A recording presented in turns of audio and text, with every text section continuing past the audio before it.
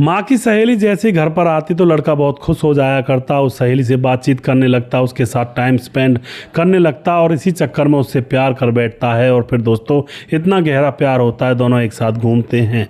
मगर अंत में ऐसा क्या हुआ जो उसने अपनी माँ की सहेली की हत्या कर उसके सर को बस के नीचे कुचल डाला। पूरी जानकारी यहाँ पर लेने वाले हैं, वीडियो को लास्ट तक जरूर देखिएगा। नमस्कार, मैं हूँ सुदेश कुमार और जीतू सुदेश चैनल में आपका स्वागत है। उत्तर प्रदेश के ग्रेटर नोएडा के अंदर सेक्टर 108 के पास बरसाती नाले में एक महिला का जो शव होता है वो पड़ा मिलता है, जिस पर सर गायब था और हाथ गायब थे। अब जब आदमी को वह शव मिलता है तो पुलिस को खबर देता है और उसके बाद दोस्तों पुलिस आती है, लाश को निकालती है और फिर देखती है भाई इसकी पहचान कैसे कराई जाए, क्योंकि इसका चेहरा नहीं है, ना ही हाथ पाँव हैं। और फिर यहाँ पर पुलिस उसके फ़ोटो वगैरह खींच लेती है। उसके पाँव में बिछिया थी, बस एक यही पहचान हो सकती थी। अब यहाँ पर क्या होता है, उसके फ़ोटो खींच करके जगह जगह थानों में सर्कुलेट कर दिए जाते हैं, पोस्टर लगा दिए जाते हैं और इधर उधर पूछताछ चालू की जाती है। उसके बाद जो नाला था उसके पास जो सीसीटीवी कैमरे लगे हुए थे उनकी जांच पड़ताल पुलिस करती है। तो यहाँ पर एक सफ़ेद और नीले रंग की बस जो कि 5 नवंबर को रात को वहाँ पर आई थी और लाइट बंद करके खड़ी हुई थी। इसका मतलब उसके ऊपर पुलिस को शक हो जाता है। उसके नंबर से पता चलता है कि यह बस एक धार्मिक कार्यों में चलाई जाती है और जो लड़का है उसका नाम पता लगाया जाता है, जिसका नाम होता है मोनू, जो कि इस बस के ऊपर ड्राइवर है और बहरौला गांव के किराए के मकान में वह रहा करता है अपनी पत्नी और अपने बच्चों और अपने माँ के साथ। तो पुलिस उसके घर पर पूछताछ के लिए पहुंच जाती है और वहां जाकर के जैसे उससे पूछताछ करती है तो वह बताता है मैंने तो बस ऐसे ही वहां पर रोक ली थी नॉर्मल तरीके से, ऐसा वैसा कोई काम नहीं था सर वहां पर। उसके बाद पुलिस जाने लगती है, सोचती है कि शायद वैसे ही रोक ली होगी। जाते हुए एक पड़ोस की महिला कहती है कि साहब आप रुकिए, अगर किसी को ना बताएं तो एक बात मैं आपको बता देती हूँ। पुलिस पूछती है क्या बात है। वह महिला बताती है कि इस आदमी के घर में 3 बच्चे रह रहे हैं।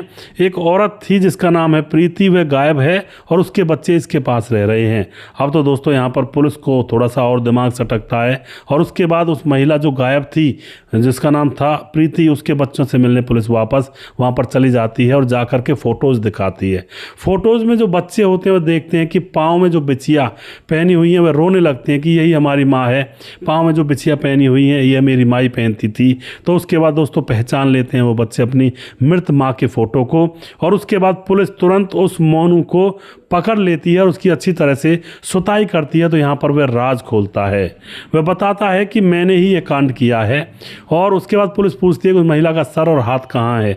वह बताता है कि सर और हाथ को मैंने अपनी बस के नीचे कुचल दिया, क्योंकि जिससे कि उंगलियों पर कोई निशान ना रहे, क्योंकि आधार कार्ड जैसे निकालते हैं तो उंगलियों से पहचान हो जाती है।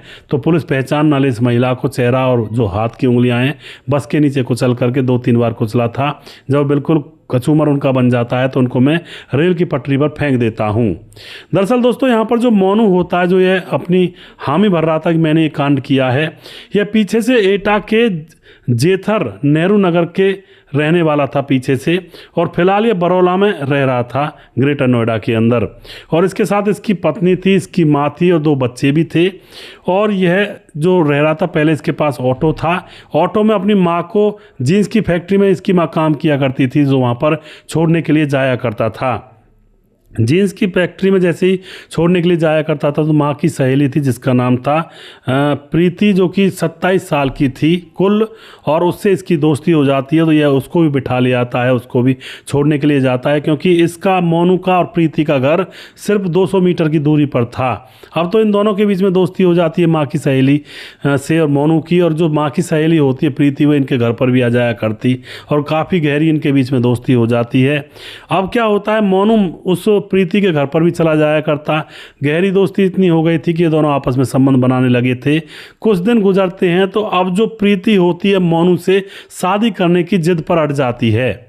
दोस्तों जो प्रीति होती है पीछे से उस वह जो बचपन में थी अनाथ आश्रम में, या फिर उसके माँ बाबा ने उसको बेच दिया था और वह एक मुस्लिम व्यक्ति की दुल्हन बन गई थी और मुस्लिम व्यक्ति उससे 20 साल बड़ा था। तो उसके साथ इसकी बनती नहीं, बच्चे तो पैदा हो गए थे, लेकिन उसके बाद अपने पति को छोड़ करके यह भी ग्रेटर नोएडा के बरौला में रह रही थी अकेली। तो यह इसका यहाँ पर राज खुलता है। अब इन दोनों का प्यार हो जाता है और प्यार परवान चढ़ता है, दोनों घूमते हैं, कभी ओयो होटल में कभी बस में घूमती है, मज़े लिया करते हैं। कुछ दिनों के बाद अब जो प्रीति होती है मोनू से कहती है, मोनू पहले ऑटो चलाया करता था, फिर वह बस पर ड्राइवरी करने लगा था। अब मोनू से कहती है मुझे तुमसे शादी करनी है। मोनू कहता है ऐसे कैसे शादी कर लोगी तुम मुझसे, मेरी पत्नी है, मेरे बच्चे हैं, ऐसे तो मैं शादी नहीं कर सकता, हमारी कोई तय तो हुई नहीं थी कि हम शादी करेंगे। लेकिन वह जिद पर अड़ जाती है और कहती है कि या तो शादी करो या फिर 5 लाख रुपए दो। अब मोनू गरीब आदमी था, वो 5 लाख रुपए कहाँ से लाता। अब मोनू की 2 बेटियां थी जो कि 16-17 साल की ऐसी कुछ हो रही थी जवान। अब तो जो ये प्रीति होती है कहती है कि अगर तुमने 5 लाख रुपए नहीं दिए तो तुम्हारी बेटियों से धंधा करवा करके पैसे वसूल करूंगी। अब पहले तो यह चुप लगा जाता है, कुछ नहीं कहता, लेकिन अब रोज रोज का यही ड्रामा होता है। बार बार यह प्रीति कहती तेरी बेटियों से धंधा करवा कर पैसे वसूल कर लूंगी मैं, वरना तुम्हारी बदनामी कर दूंगी पूरे मोहल्ले में और पूरे समाज में, पुलिस को बता दूंगी।